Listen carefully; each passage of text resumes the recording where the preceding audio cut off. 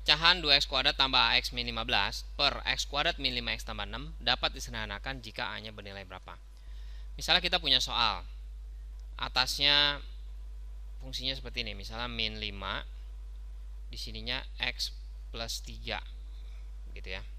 Atau kita bagi dengan di sini ada x plus 3, x plus 2. Nah, jadi fungsi yang di atas ini ya, fungsi ini soal ini ya, ini kita bisa sederhanakan. X tambah 3 sama X tambah 3 nya bisa kita coret. Nah, jadi hasilnya itu menjadi sederhana, 2x min 5 per X plus 2.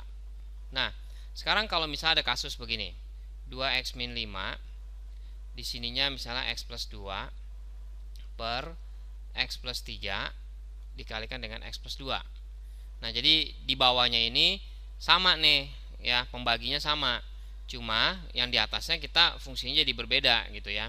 Nah, ini kan berarti kan bisa dicoret juga nih, kita bisa sederhanain, hasilnya pun jadinya berbeda ya, 2x min 5 pernya per x plus 3. Ada dua kemungkinan ya. Nah, kenapa kita bisa coret?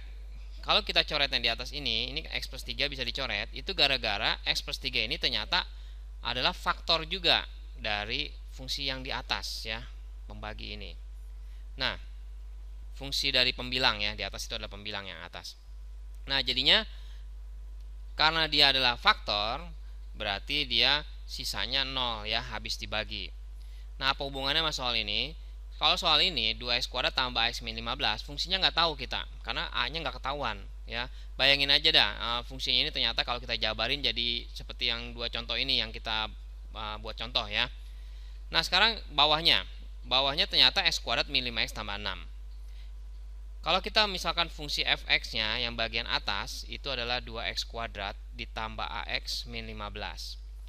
Nah, sedangkan yang x kuadrat min 5x tambah 6 ini bisa kita faktorin ya. Kalau kita faktorin itu jadinya x min 3, x min 2.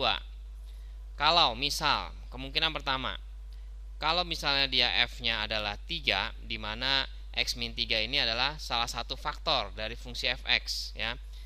Nah, berarti kan kita masukin dong, x-nya diganti 3, jadi 18 ditambah 3a min 15. Nah, karena dia salah satu faktor, berarti dia sisanya 0. Jadi 3 ditambah 3a, berarti a-nya sama dengan min 1 kita dapetin ya. Nah, maksudnya gimana? Sebagai contoh nih, kalau misalnya kita masukin angka a-nya nih ya, 2x kuadrat, a-nya kan udah ketahuan misalnya min 1, jadi min 1 kali x min 15 per di sini kan x min 3, x min 2. Nah, ini kalau atasnya kita faktorin,